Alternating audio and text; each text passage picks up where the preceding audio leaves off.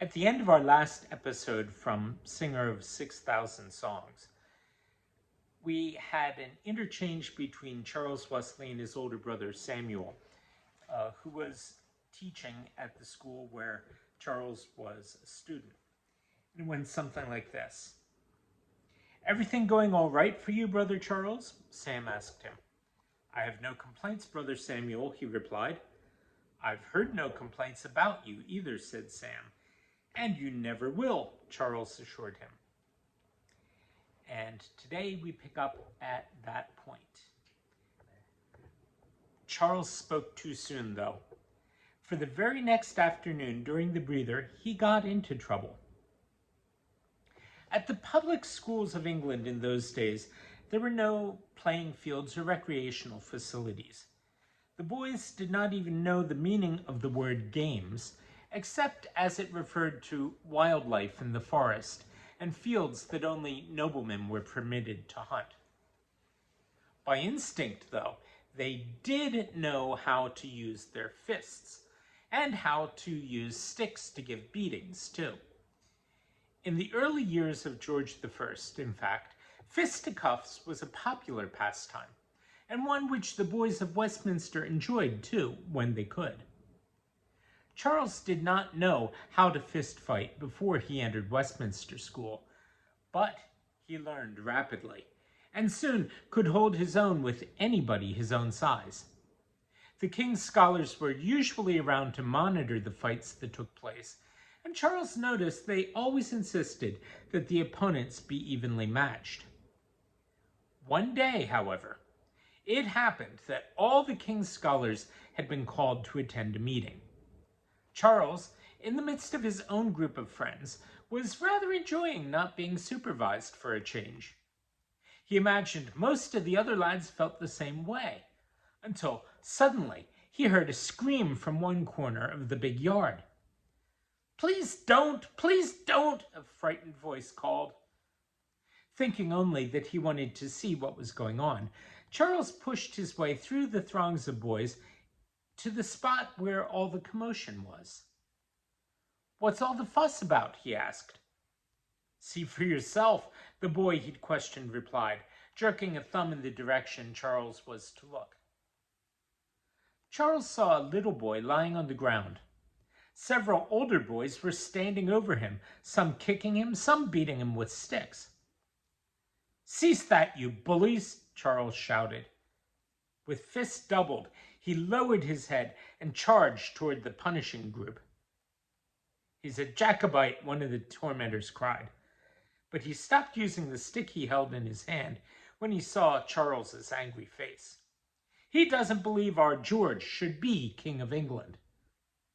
"Well, that doesn't give you the right to beat him up as if he were a beast," cried Charles. "Let him up, I say, and I'll fight each one of you for him." Laughing scornfully, the little boy's tormentors turned on Charles instead.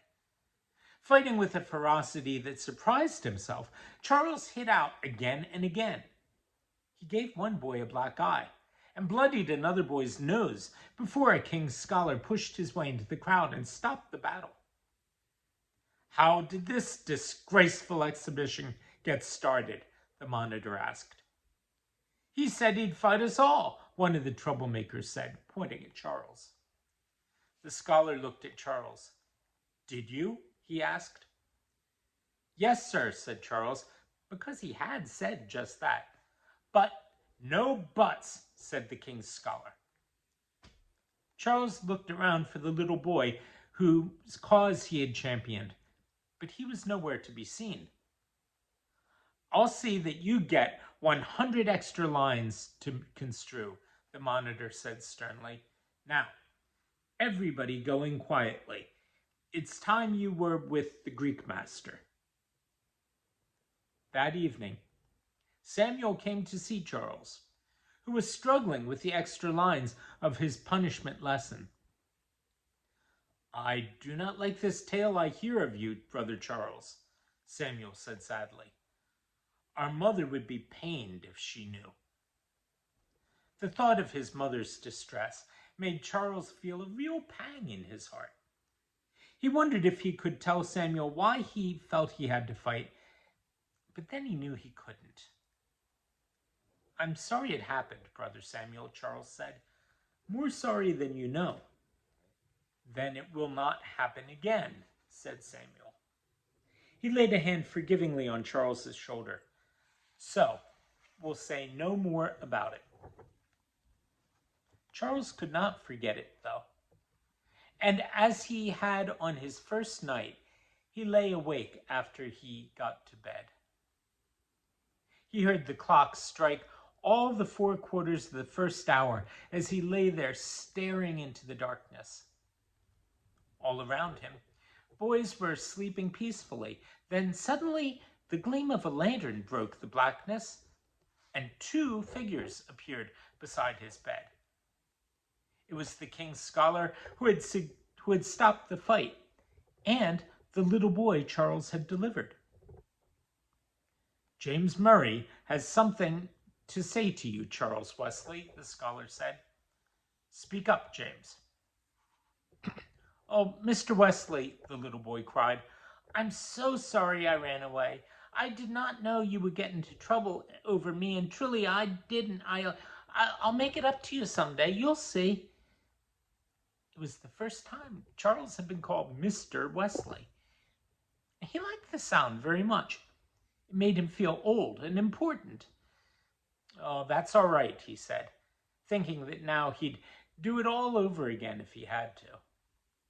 "It is not all right," the scholar said. "You have been wrongly punished, and I will see that a public apology is made to you at breakfast tomorrow morning." The scholar and the little boy then went away. Charles watched the lantern as it bobbed along the corridor. Before it reached the end of the room, he was asleep.